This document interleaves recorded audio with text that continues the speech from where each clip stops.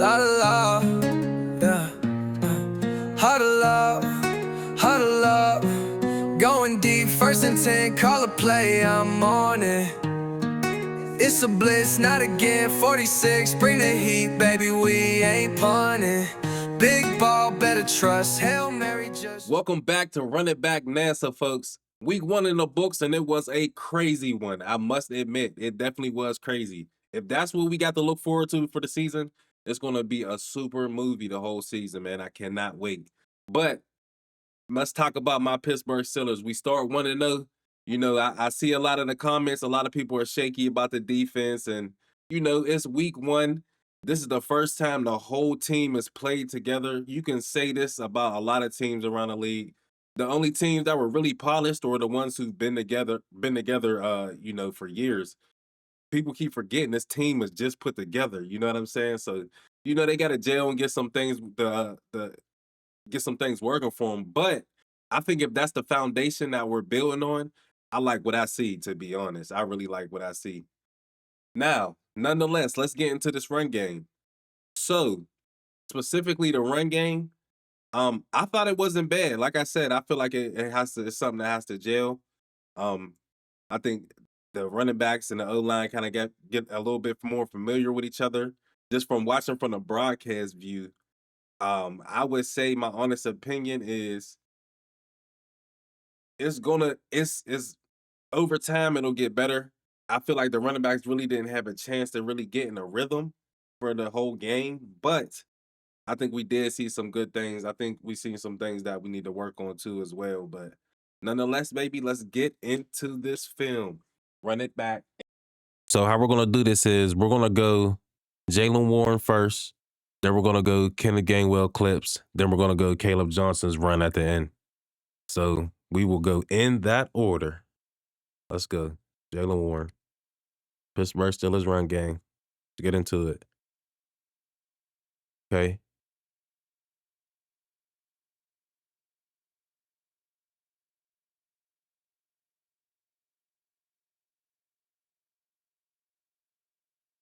Of course, let's see. This Malu kind of doesn't get any ground. I like the path.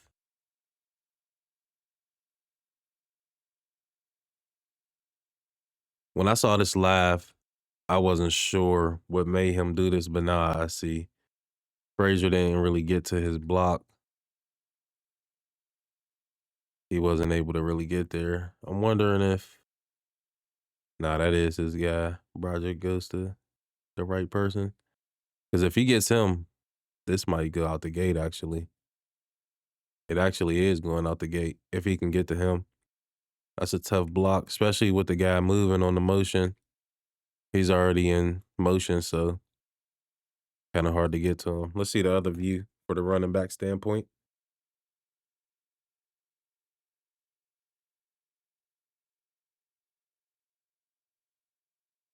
All right. Yeah, so he sees that color there. When he sees 56, I think that is, in the hole. So, you know, sometimes in situations like this, you want them to just, you would think like that cutback looks wide open, but it's not. As you can see here, when he gets off, that guy's waiting for that. That's his gap. He knows the linebacker is coming to fill into this gap here, the C gap. So he's just playing his gap. He's playing that the whole time. He's waiting for that cutback to happen. That's why that's not there. It looks like it is, but it's not. There's not really anything here. Kind of missed a block, but it's close though. See, those are the type of things where it's like, you know what I mean? It's close. Something to be excited about, but close isn't quite.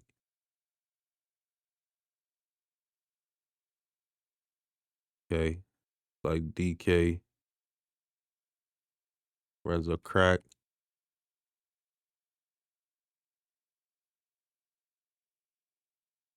Another sort of outside zone scheme. We got two guys here. I gotta think Skoranek is wrong. Looks like Broderick gets a okay block. Skoranek helps him finish it, but I think Skoranek was maybe supposed to go to Sauce, and he didn't see him because he went inside. And I think he was supposed to chip and get up to the next level, and he wasn't able to do that. So again, nothing there.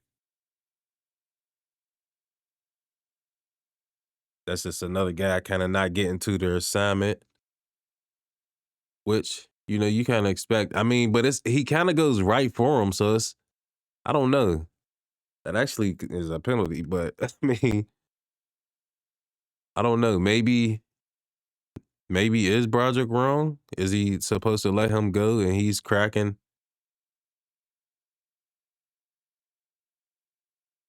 back on his DN maybe? And Broderick's supposed to go to Sauce Gardner there? I'm not sure. Nonetheless, not really a good run play. Here we go. Belly, inside zone. Nice push. Nice initial push. Look at this pocket. Look at that push. Boom. You love to see that as a running back. Now, this is what I like. Shoulder square. Makes a cut and goes. See what happens when you just go, when you plant your foot and get vertical? You squirt out of these things. Boom. Picks up a couple yards after the contact. Hit there.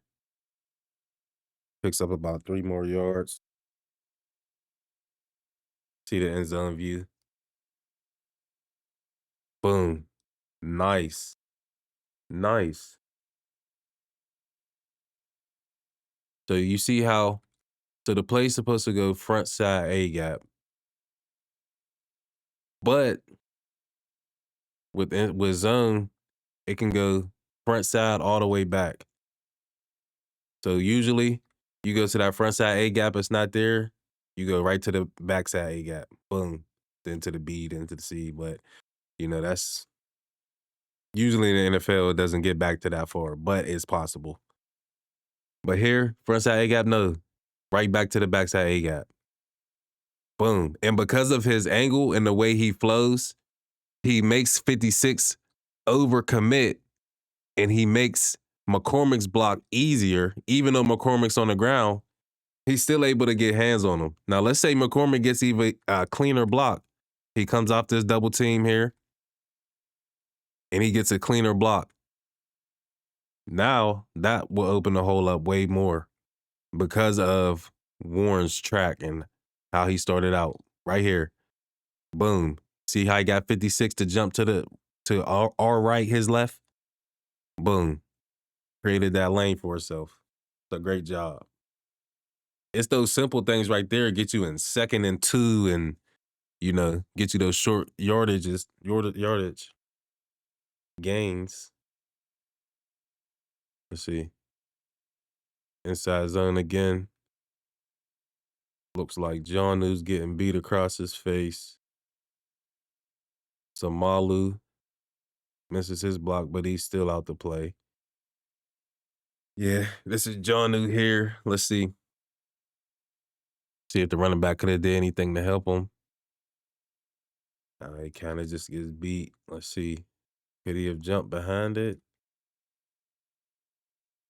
I mean,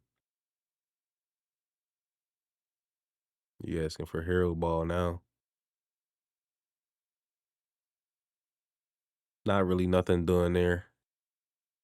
Once you get into goal line run situations, it gets a little funky. Next play. Oh, I like that. Hold on.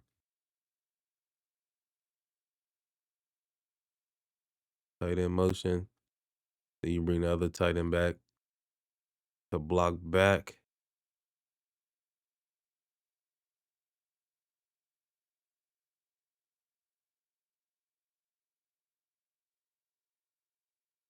What just happened? See this angle.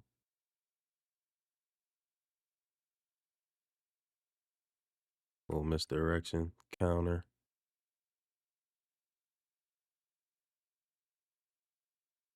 See this step? Watch the linebackers when he makes this step. Boom. Helps you. It helps your guys. Look at 76. Look at Fatanu. Look, he's able to get in position. Boom, boom, boom, boom, boom. All because of this step. Now he has time to get in position. Boom. Good job. It's a good run. Only thing is, Jalen Warren's about 5'9", 5'8". I should never be saying get your pads low. Like, Sauce kind of got up under him here. That's why he was able to stand him up. His shoulder pad is under his helmet, is under his chin. Don't really want to see that, especially from, a guy of his stature, because he's easily running through that if he gets lower. But he allows Sauce Gardner to get leverage and be able to make a play. Now he still falls forward, but, we just want to maximize our runs as much as possible.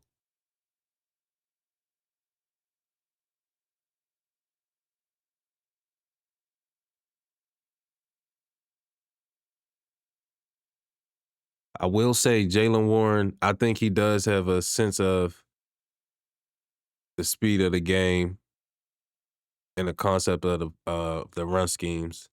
This just looked like Quentin Williams just demolishes Broderick Jones, who Broderick Jones gets a lot of hate, man. And I think you guys need to just turn on the film. And I know there is things that need to be worked on, but there's a lot of good too. Like, I mean, this is every run play, and this is the first time I'm saying, he just gets outright beat. And that's Quentin Williams. That's a monster.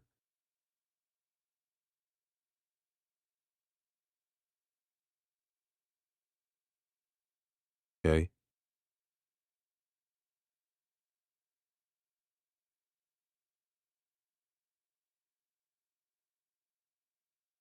See?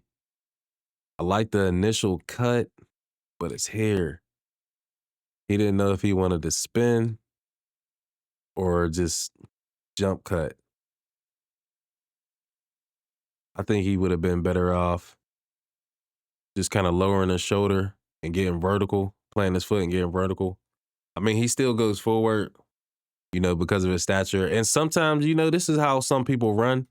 But when you get stuck in this no man's land here, that's when fumbles start to happen. And that's what kind of worries me about him, is because like a lot of the way he goes down is so unorthodox. Like, this is when fumbles happen and stuff, is when you're like turned to the side and, things like that. So I would like to see him get his pads down here. I like everything else. I like how he, boom, presses the line. Like, look what he does to number 9 here, or number 8. Watch number 8. He's blocked. He's blocked. So Calvin Austin, it looks like Skoranek and Calvin Austin are in charge for 8 and 30. So they go inside here. And because of Jalen Warren being able to press to the line and then bouncing out, he allows their blocks to become easy. And this is what I mean by running backs creating your own blocks. You have to create these lanes. And once he created that lane, he had to know that it was going to be a one-on-one move with somebody. So this is where, as a running back, it's your job to make somebody miss. He doesn't quite make them miss, but he does go forward after contact, so you like that. But you would like to see him have something ready in that instance there. Nonetheless, good run. Next run, I think this was just a hard 5 run. Let's see this angle. See, this look like maybe like a mid zone or I think he may have it. So,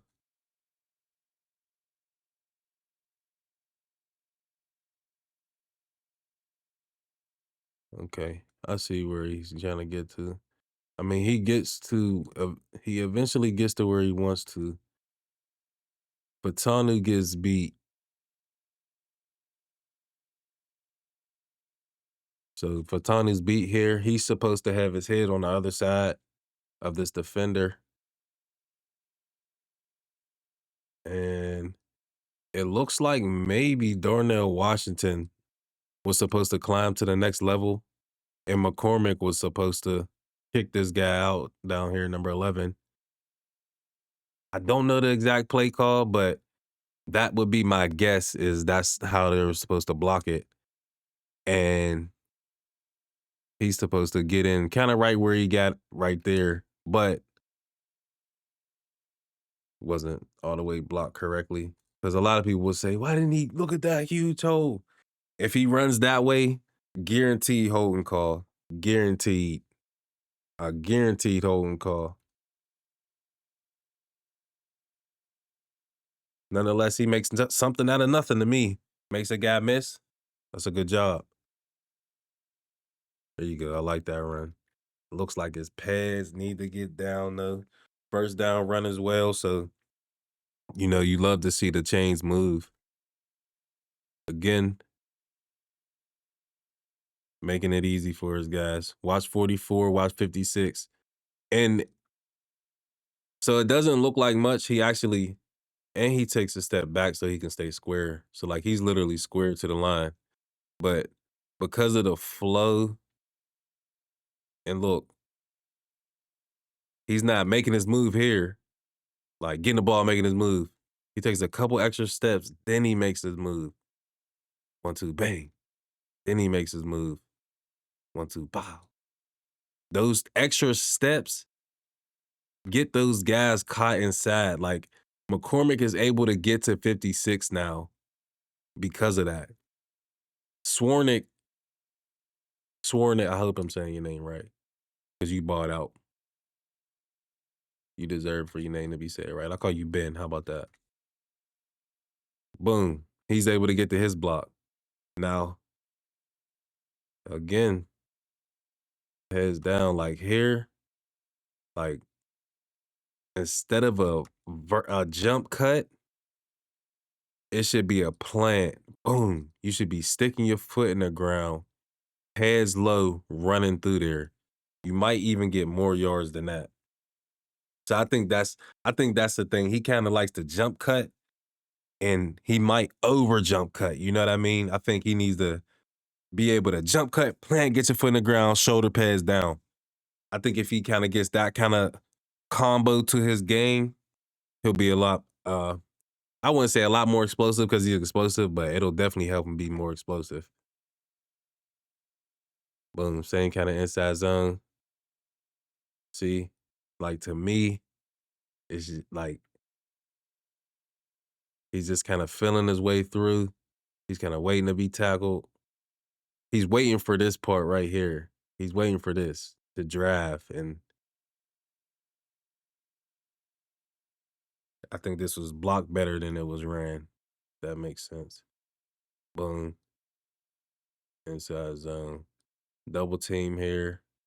Good job on a double team by Samalu and Frazier. Boom. Gets to that second level. Frazier could have maybe secured him a little more. McCormick, you would like to see McCormick come off a little faster. Boom. Get up there. He kind of didn't get there either. But none of those guys made the play. It was Samalu's guy. He got there, but you like to see him engage a little bit more effort. But from a running back standpoint, boom, I like it. I like it. And from this angle, I can kind of see why his feet were moving like that.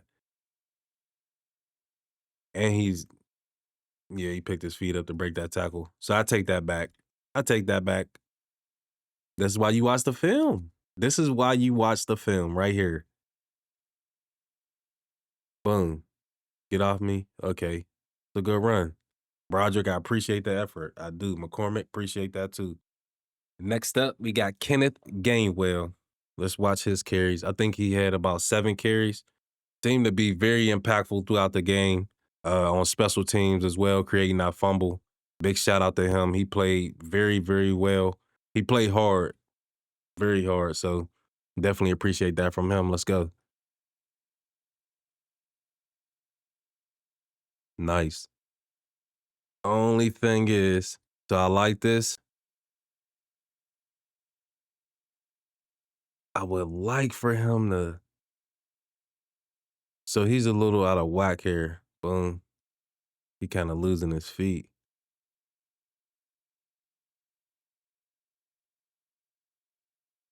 So I think if he takes maybe one more step closer to like, see, look, soon as he get the ball, he's planting. I think if he just takes one more step closer, his jump cut is more smooth because he's trying to gain so much ground here that it kind of puts him outside of his body frame and it makes him off balance a little bit. So I think if he just took one more step, literally one more step closer to the line, he has better balance. But you like to see the nice forward lean. This is a great run. I believe this was a first down.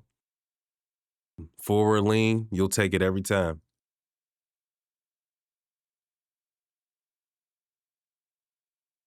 We go on the outside toss.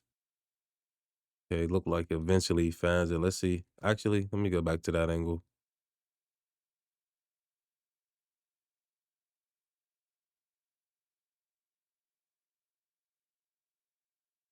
So looks like again Frazier. He's running for his life. He can't get there. Can't get to the outside. It looks like maybe once he makes this move, he's able to get to the outside. Fatanu kind of finishes his guy.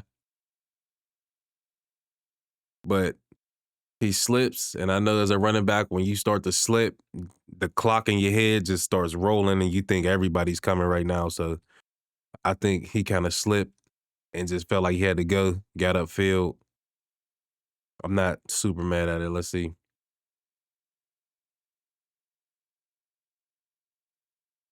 So from this angle, as you can see, 44 is right there. So he makes him miss. He slips, that clock kind of gets to rolling. I'm not mad at it, but I feel like it's another thing where it seemed like he didn't really have a rhythm. As you can see from those first 2 runs, his legs are kind of like out of whack. Like, you know what I'm saying? He didn't really get his footing. He couldn't really get his footing, literally. But you got to make it happen when your name's called. You kind of don't like to see this, but again, there are always reasons why. So that's why we're here. It looks like they got pretty solid blocks. I don't know if this is if this is designed to go outside, but everybody has their block as if it's like a zone. You're supposed to read it like zone and be able to get vertical. Okay, so I see.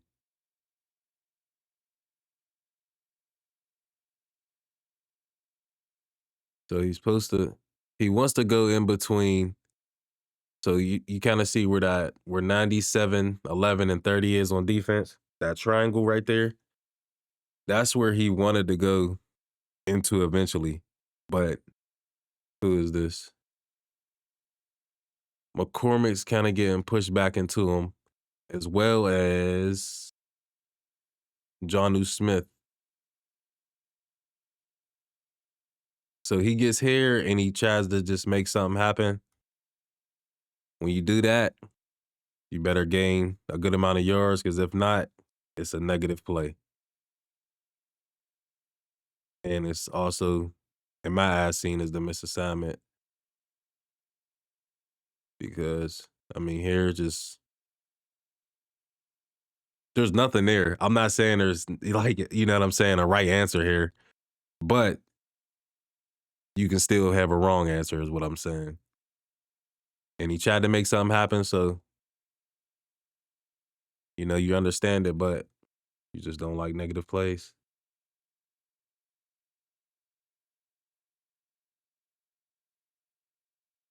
Another inside zone. Let's see this view. Looks like nothing's there. Let's see how they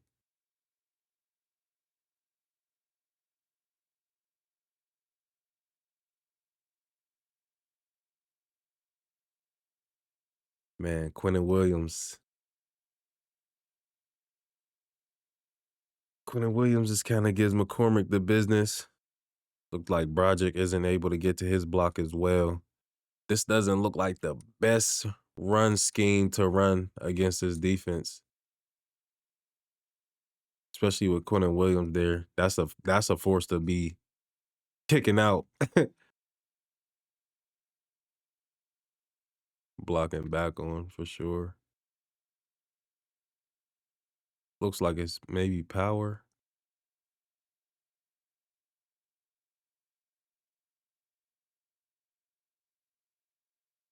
But yeah, there's just nothing there. But I mean, he got a couple yards, maybe one or two, so can't be mad at that.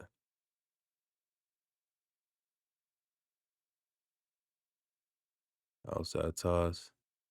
Ooh-wee. Now this can't happen. Quentin Williams again showing up. Big players make big plays, but don't be on the other end of it, you know? But here we got Kenneth Gainwell. I, e- we just don't block Quentin. Seems like Quentin's just a problem. You know what I mean? He's a player that's going to make plays. Now, of course, we got to make that block. We got to get that. But from a running back standpoint, it's nothing you can do but hold on to the ball. I mean, that's the least you can do. Got to hold on to that rock. That's one of the worst feelings in the world as a running back is fumbling the ball. We go. I like the dip. There you go. Get upfield. Okay. See,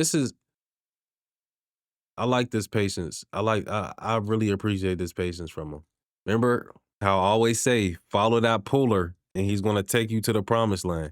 Might not always be a touchdown, but it's going to be a good play. You're going to get a good play. This is how you maximize your runs. Look, see this here. Look, slows down, follows the puller. Puller gets lost in there, but it still allows him to make 30 commit inside. And now he basically blocked him himself. You know what I mean? That's when you trust a play and you go through, I don't want to say go through the motions, but you trust the fundamentals. This is what happens. Now you're making a guy miss. And on second down, you're making it a third and very manageable. About third and 4, third and 5. It's very manageable. Especially when you got Aaron Rodgers playing how he did. Follow that puller. Don't like it. Create. Get vertical. See, this is important right here. Because he could have just kept running outside and it would have kept him flat.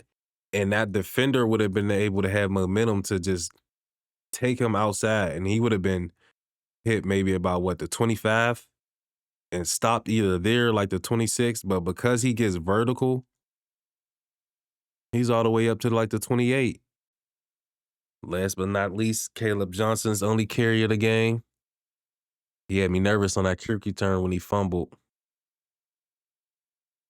But see, toss to the outside. And just from this angle, from the beginning, I don't even wanna hate doing this because I feel like when I keep saying something about somebody, it's just like I'm just like, "Okay." But it's just the patience. Like, I don't know, maybe they are taught to attack the line like this, but I just feel like when he catches the ball, like, he's already running downhill, like, he's already just going, like, right now. Like, it's not like it just seems like there's no time to make a decision. It's like it's just go. He's just going right now. I think he should press it towards the line a little more. He's about 3 yards behind the line, and he's already, uh, coming out here to the left. It's making not saying that these blocks are secured or that he had anything there, but it makes it way harder for them and way easier for the defense. Now, like 21's just running there the whole time. He don't even have nothing else to look at, but you running straight out there. You could have held him in a little bit if you just would have pressed the line a little more. Let me see. Let's see this angle.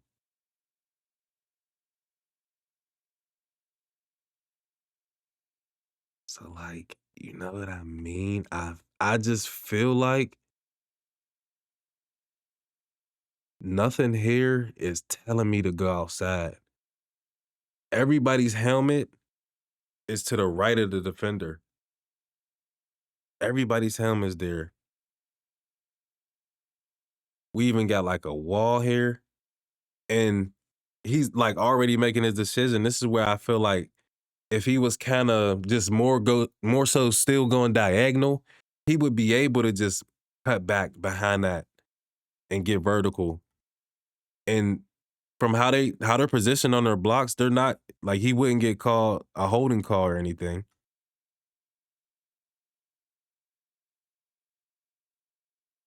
I just feel like it's just a little too impatient.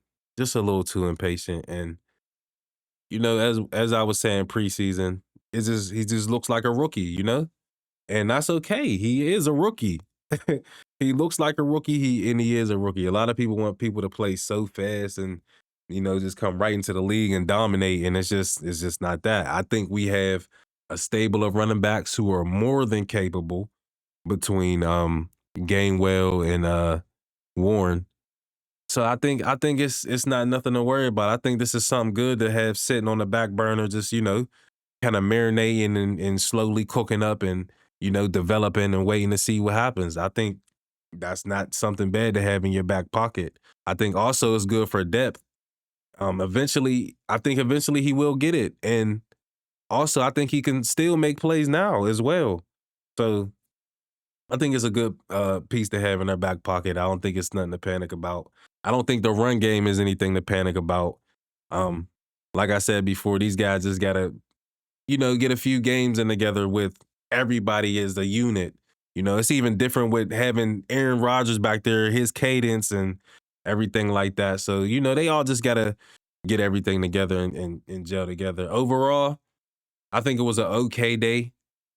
Um, there's always misassignments on the O line. There's always misassignments on the play. It's so hard to get all 11 people working together, but there's always that chance to make a play even when the play is not there. So that's the things that we look for. That's what we want to see. Ladies and gentlemen, Pittsburgh Steelers run game. Hope you guys enjoyed. And with that there, we are going to wrap it up, folks. Much love. Appreciate you. Thank you, thank you, thank you. We out of here, baby. Salute. It's a bliss, not again. 46, bring the heat, baby. We ain't punting.